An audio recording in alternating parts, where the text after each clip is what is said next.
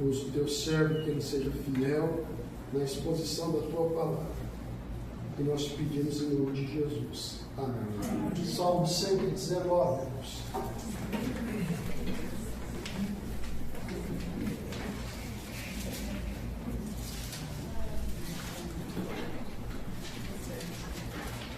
Salmo 119,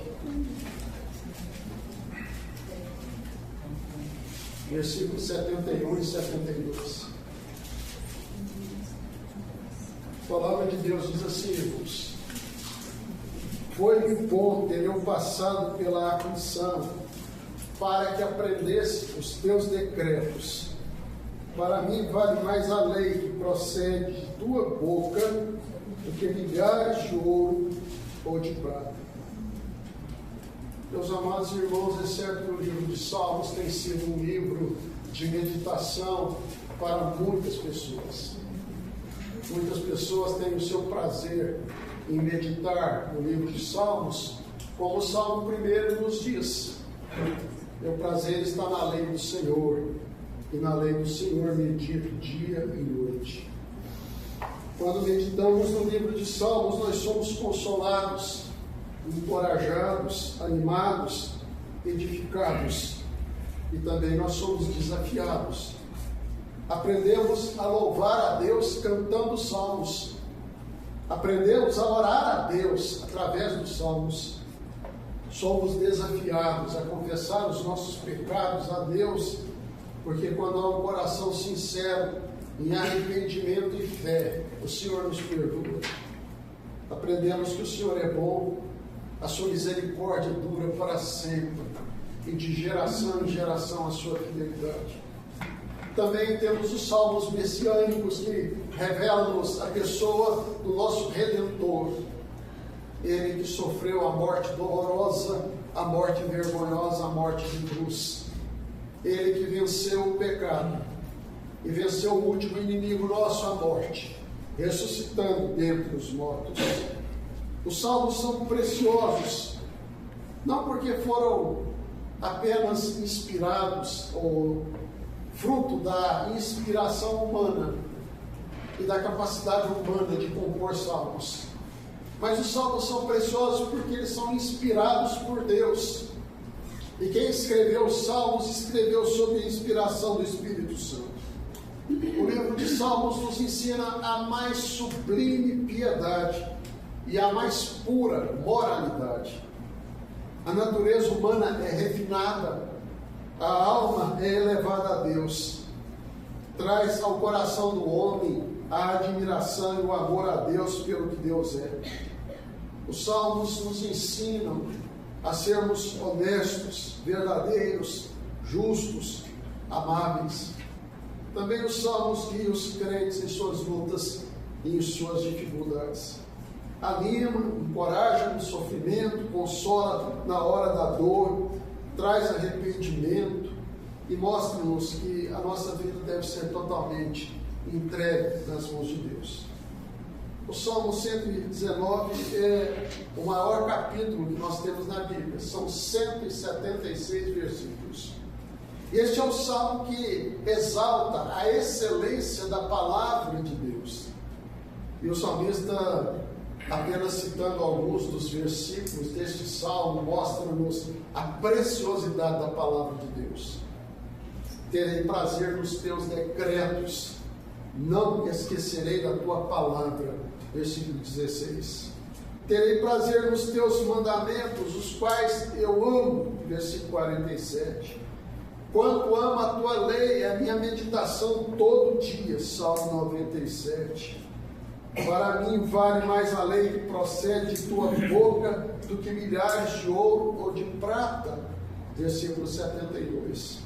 Amo os teus mandamentos mais do que o ouro refinado. Versículo 127. E também o salmista afirma: alegro-me nas tuas promessas como quem acha grandes despojos. Versículo 162.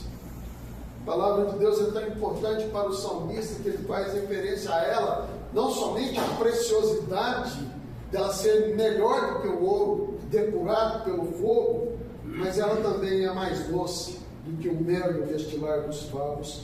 Quão doces são as tuas palavras ao meu paladar, mais que o mel à minha boca. Versículo 103. É tão excelente a palavra de Deus que o salmista afirma: puríssima é a tua palavra, por isso o teu servo a estima. E ainda ele afirma: lâmpada para os meus pés é a tua palavra e luz para os meus caminhos. Versículo 105. Ela nos guarda, ela nos mostra o rumo a ser seguido, ela nos mostra como devemos andar na presença do Senhor. E o salmista revela o desejo do seu coração: guarda no coração as tuas palavras para não pecar contra ti. Versículo 11.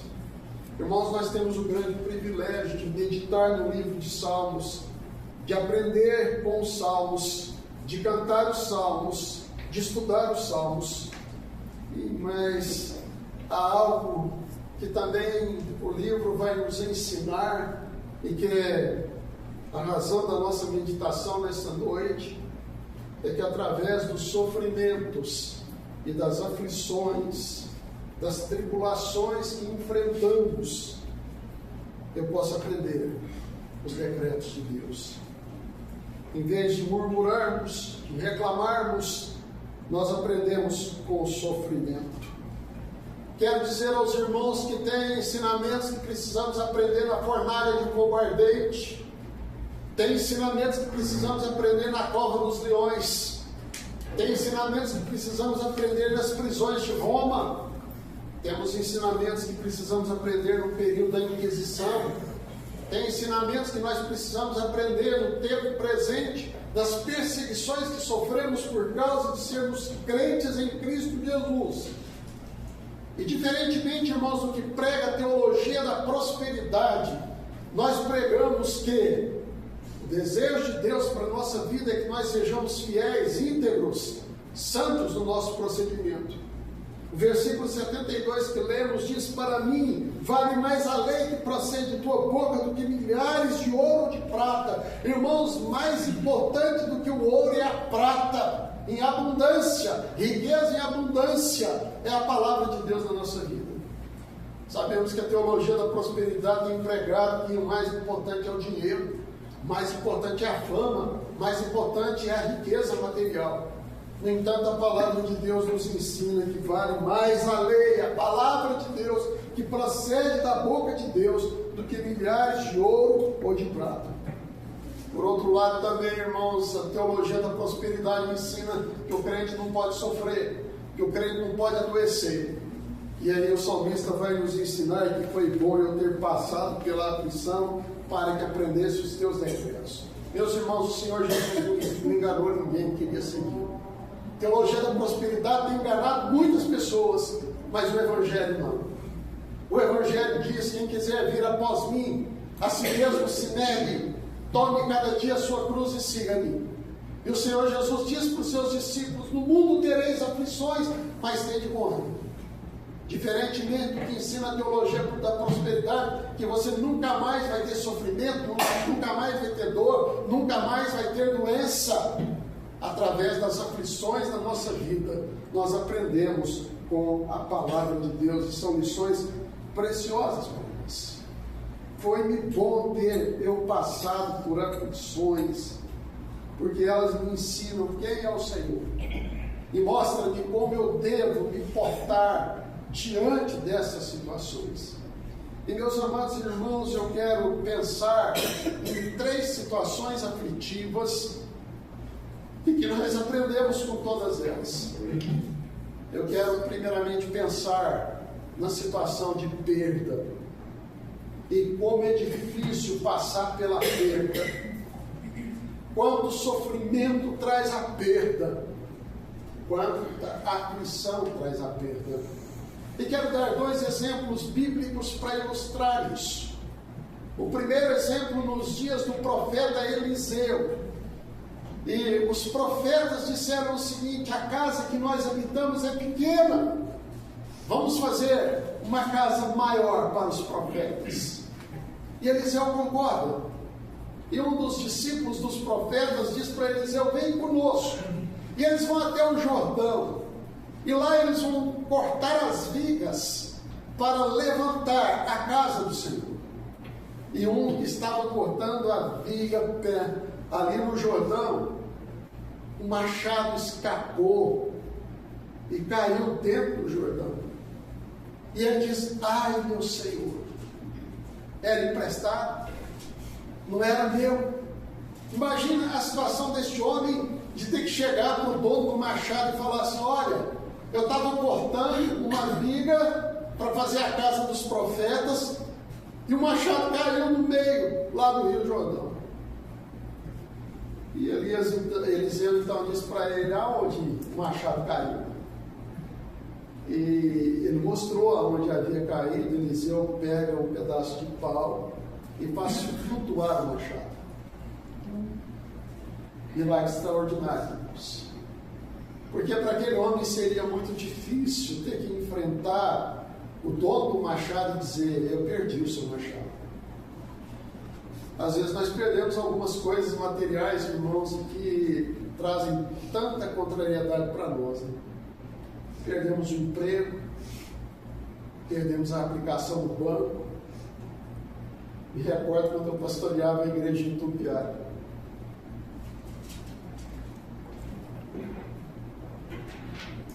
E quando eu pastoreava a igreja de Tupiara, o Cominde faliu. E alguns irmãos da igreja tinham suas contas no Cominde. E eles perderam as suas aplicações. E é muito ruim, né, quando a gente perde as coisas. E exemplo maior disso está em Jó. Homem íntegro, reto, temente a Deus. A gente poderia dizer assim: será que tem alguém mais crente do que Jó? E num dia, ele perdeu todos os seus bens, e Jó era o homem mais rico daquela época. Ele não só perdeu os seus bens, mas ele perdeu os seus 10 filhos. 7 homens e 3 mulheres, num único dia. E ele diz assim: o Senhor deu, o Senhor o tomou, bendito seja o nome do Senhor. Irmãos, nas nossas perdas nós temos aprendido com a palavra de Deus a dizer: o Senhor deu, o Senhor tomou, bendito seja o nome do Senhor. Mas Jó não vai passar só por essa experiência. Ele vai ser acometido de tumores malignos da planta do pé até o alto da cabeça, irmãos. O estado dele era repugnante. A única pele que ele salvou era a pele dos seus dentes. O seu hálito era insuportável para sua esposa. Os seus amigos o abandonaram. E este homem vai dizer assim: eu sei, Senhor, que tudo podes, e nenhum dos teus planos pode ser frustrado. Eu te conhecia só de ouvir falar, mas agora os meus olhos te veem. Nas nossas perdas, irmãos, nós temos a oportunidade de ver a Deus. De ter experiências reais e profundas com o Senhor. Não apenas a experiência teórica, não apenas o conhecimento intelectual, mas de nós termos as experiências profundas com Deus e de saber: nesse mundo eu posso perder tudo, a única coisa que eu não posso perder é a minha fé. Eu não posso perder a minha fé. E a gente aprende com a palavra de Deus. E aí a gente pode dizer: foi bom ter passado pela aflição para eu aprender os teus decretos. Em segundo lugar, irmãos, é muito difícil passar pela fome, pela necessidade. Como é difícil dormir de barriga vazia e olhar para a despensa e falar: não tem nada para comer. E quantas pessoas nesse mundo têm dormido de barriga vazia porque não tem nada para comer em casa? E nos dias do profeta Elias, ele orou ao Senhor, e por 3 anos e 6 meses não choveu sobre a face da terra. Irmãos, nós estamos aí com cerca de 110, 120 dias sem chuva aqui em Anápolis, e a gente reclama tanto o calor, a secura. isso traz cansaço, a gente não rende do nosso trabalho. Agora imagina 3 anos e 6 meses sem chover sobre a face da terra, irmão. Sabe a consequência disso? Fome. Fome. Não tinha nem o que dar para os animais comer. E Elias sai de Jerusalém.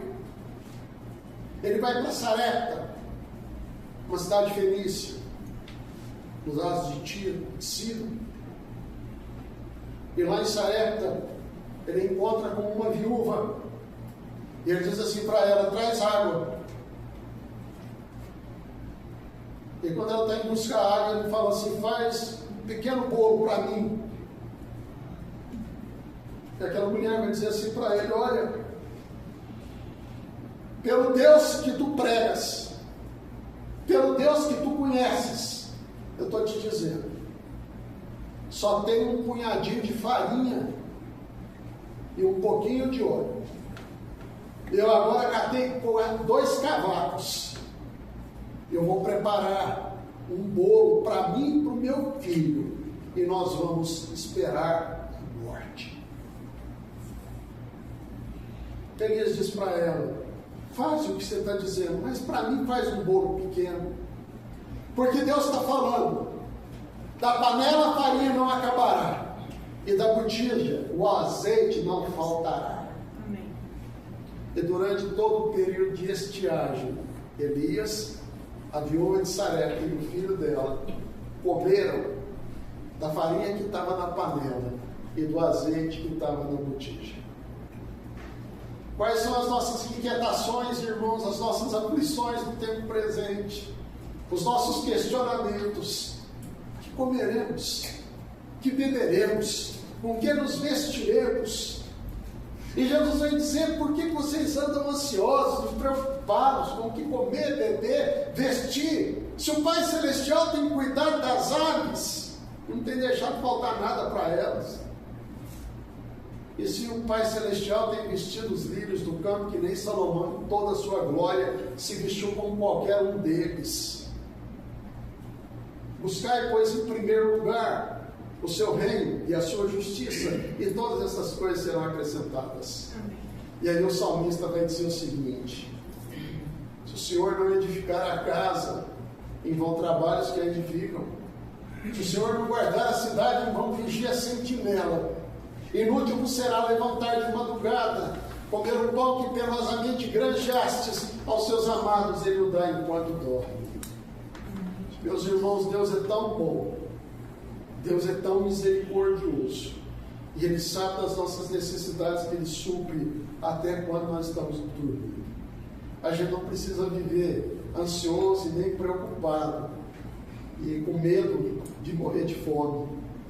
Nosso Deus sabe daquilo que nós precisamos, muito mais do que nós. E através dessas experiências, irmãos, a gente se aproxima do Senhor para dizer: meu Deus, eu te louvo pelo pão de cada dia que tu tens me dado, e ensina-me, Senhor, a confiar em ti. Ainda que a figueira não floresce, nem haja fruto na vide, o produto da oliveira minta, os campos não produzam mantimento, as ovelhas foram arrebatadas do aprisco e no curral não há gado, todavia eu me alegro no Senhor e exulto no Deus da minha salvação. Quando você passar por necessidades profundas, é momento que você, em contrição e coração humilde, se dobrar diante do Senhor e dizer: Senhor, ensina-me os teus decretos. Eu quero aprender do Senhor. Eu quero confiar mais no Senhor. E eu quero reconhecer que o Senhor é bom e que nada falta aos que o temem.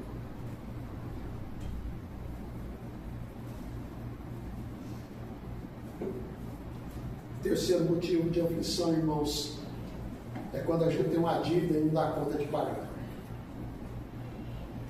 E aí você acorda e fala: eu tenho uma dívida e eu preciso pagar. E você deita e não consegue dormir porque não conseguiu pagar a dívida. Também na época dos profetas. Os irmãos estão percebendo que eu estou citando Eliseu e estou citando Elias. E, irmãos, na época do profeta Eliseu, Elias, tinha uma viúva, o marido tinha morrido, ele deixou uma dívida, e ela não tinha com que pagar, e o credor veio para levar os 2 filhos dela como escravos. E ela então, nos dias do profeta Eliseu, vai dizer: meu marido era discípulo dos profetas, você sabe disso. Eu sou uma mulher temente a Deus. Eu não tenho com que pagar a dívida. E ele veio para levar meus filhos. Ela já sofria com a perda do marido e agora vai sofrer com a perda dos filhos. E vai sofrer não tendo quem a amparasse. Eliseu vai dizer assim: o que eu hei de fazer por ti? O que tu tens em casa? Ela respondeu para Eliseu: eu tenho uma botija de azeite, a única coisa que eu tenho em casa, uma botija com um pouco de azeite. Ele falou assim: pega os teus 2 filhos, corre toda a vizinhança, pega todas as vasilhas vazias que você puder obter. E quando você trouxer todas as vasilhas vazias para dentro da tua casa, fecha a porta e começa a despejar o azeite. E assim ela fez. Os filhos trouxeram as vasilhas vazias, ela entrou para dentro da casa, fechou a porta e ela pediu para os filhos: traz a vasilha. E ela enchia a vasilha com azeite. Até o momento que ela disse para o filho: traz outra vasilha. E ele diz: não tem mais vasilha, mãe. Ela vai ao profeta: olha, eu fiz como tu mandaste. Eu acreditei na palavra do profeta de Deus. E a palavra do profeta de Deus foi verdadeira na minha vida.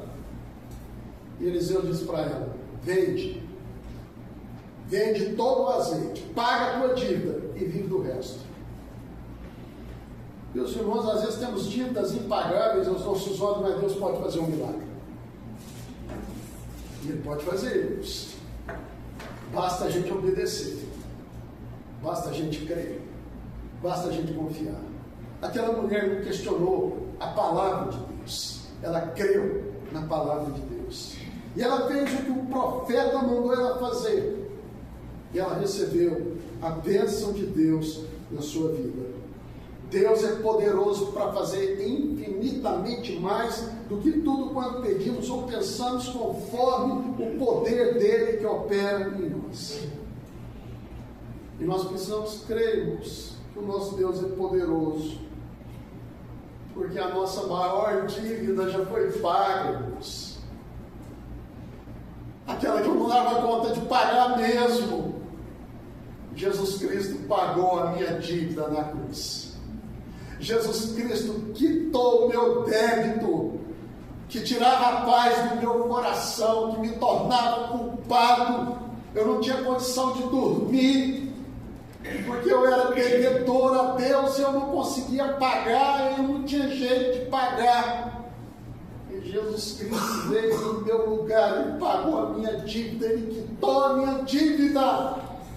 E por isso eu sou muito grato a Deus, pela manifestação da graça e da misericórdia dele sobre a minha vida, quitando o meu débito. Meus irmãos, não há dúvida que é prazeroso nós lermos os salmos, de cantarmos os salmos, de recitarmos os salmos, de aprendermos a orar com os salmos, mas também de sabermos, irmãos, que a palavra de Deus, ela nos ajuda nas nossas aflições, e de podermos dizer: foi bom eu ter passado por aflições para que eu aprendesse os teus decretos, porque eu não estou atrás da prosperidade material, porque a palavra de Deus vale mais do que muito ouro depurado. Irmãos, nós aprendemos a confiar em Deus, a depender de Deus, a obedecer a Deus nos nossos momentos de aflição e de sofrimento. Podemos perder tudo, mas não vamos perder a fé.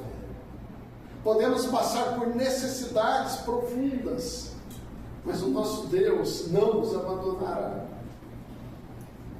Podemos ter as nossas dívidas que são difíceis de serem pagas, mas o Senhor nos ajudará, porque a maior delas, o Senhor Jesus Cristo pagou em nosso lugar, morrendo na cruz. Meus amados irmãos, eu quero concluir dizendo que o Senhor Jesus diz que no mundo nós teríamos aflições, mas nós devemos ter bom ânimo, assim como Ele venceu o mundo. Através de Cristo nós somos vencedores. E é muito interessante a descrição do profeta Isaías com relação a Jesus. Isaías diz: Ele é o servo sofredor, homem de dores e que sabe o que é padecer. E Jesus padeceu a cruz, a humilhação, as afrontas, as blasfêmias, porque Ele nos ama. Sua vitória é garantia da nossa vitória. Os nossos sofrimentos, as nossas aflições, não são para nos afastar de Deus, mas para que nós possamos conhecer mais de perto o Senhor, de aproximarmos de Deus, de dependermos de Deus, de confiarmos em Deus. Não reclame, não murmure, não blasfeme, aprenda com a palavra. Foi-me bom ter passado pela aflição, para que eu aprendesse os teus decretos. E o salmista vai concluir o Salmo 119, e ele diz assim: não fosse a tua lei ter sido o meu prazer, há muito já teria perecido na minha angústia. Versículo 92. Por isso, profiram os meus lábios louvores, pois me ensinas os teus decretos. Viva a minha alma para louvar-te. Ajuda-me os teus juízos. Versículos 171 e 175. Que Deus assim nos abençoe. Amém. Senhor, agradecemos a tua bendita palavra. E ela é viva, ela é eficaz. Ó Deus, nas lutas que enfrentamos, nas aflições que passamos, permita, Senhor, que nos aproximemos de Ti. Permitas que a nossa fé seja fortalecida. Permitas que nós aprendamos o quanto o Senhor é bom. Abençoe a tua igreja nas lutas, nas dificuldades que cada um tem passado. Tu sondas cada coração aqui presente. Tu sabes o que angustia cada vida. Mas vem consolar-se, vem confortar, vem abençoar. E, ó Deus, permitas que nós possamos te glorificar como o Senhor merece. E oramos em nome de Jesus. Amém.